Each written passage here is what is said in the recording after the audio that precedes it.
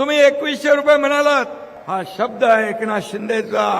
आता 3 महिन्याचे एकदम 4500 रुपये तुमच्या खात्यामध्ये जमा होणार आहे. आज माझ्या लाडक्या बहिणी इथं आहेत. मी देखील गरिबी पाहिली आहे. मी शेतकरी कुटुंबातून आलोय, शेतकऱ्याचा मुलगा आहे. मी देखील पूर्वीचे दिवस पाहिलेत. माझ्या आईची तगमग पाहिली आहे, पत्नीची काटकसर पाहिली आहे, कसा महिना भागवायचा अशी भ्रांत त्यांच्या डोळ्यामध्ये दिसत होती. ते मी पाहिलंय. आणि मी जेव्हा मुख्यमंत्री झालो तेव्हा मी ठरवलं या माझ्या माता भगिनींसाठी काहीतरी करायचं. आणि तिथूनच मुख्यमंत्री माझी लाडकी बहीण योजना सुरू झाली.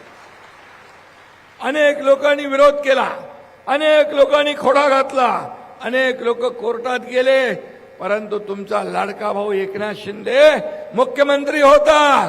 त्याने ही योजना पूर्ण केली. मी देवेंद्रजी अजितदादा आम्ही मिळून ठरवलं ही लाडकी बहीण योजना किती अडथळे आले तरी सुरू करायची. तुम्हाला माहित आहे या लाडक्या बहीण योजनेला वर्षाला किती रुपये खर्च होतो?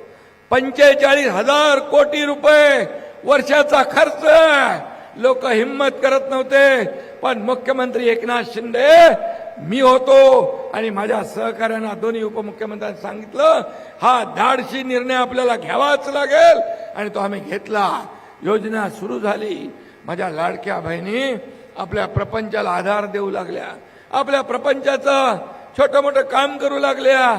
मुलांच्या फी असतील, घरातल्या माणसाचा आधार पण असेल, हे करू लागल्या.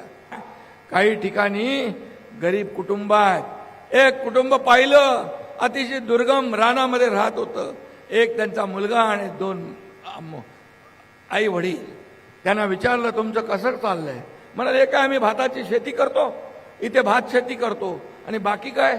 बाकी बोले तुम्ही 1500 रुपये देता, मीठ चटणी मीठ तेल आणतो आणि आम्ही गुजर करतो. असेही लोक आहे.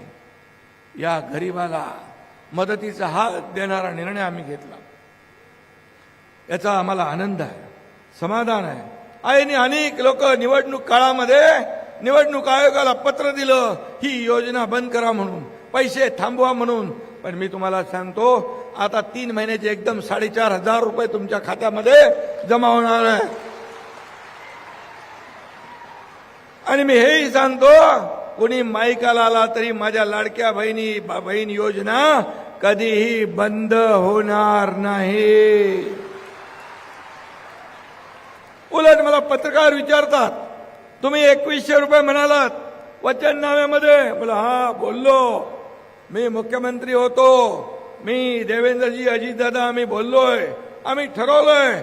आणि म्हणालो योग्य वेळी तेही आम्ही देणार, योग्य वेळी जे बोललोय तेही आम्ही करणार. आम्ही कुठलेही फुकटचं आश्वासन देत नाही. जे बोलतो ते करतो. माझ्या लाडक्या बहिणींना स्वतःच्या पायावर उभं करायचं, त्यांना लखपती झालेलं आम्हाला बघायचं. हा शब्द आहे एकनाथ शिंदेचा. तुम्हाला मी सांगतो जे बोलतो आम्ही ते करतो.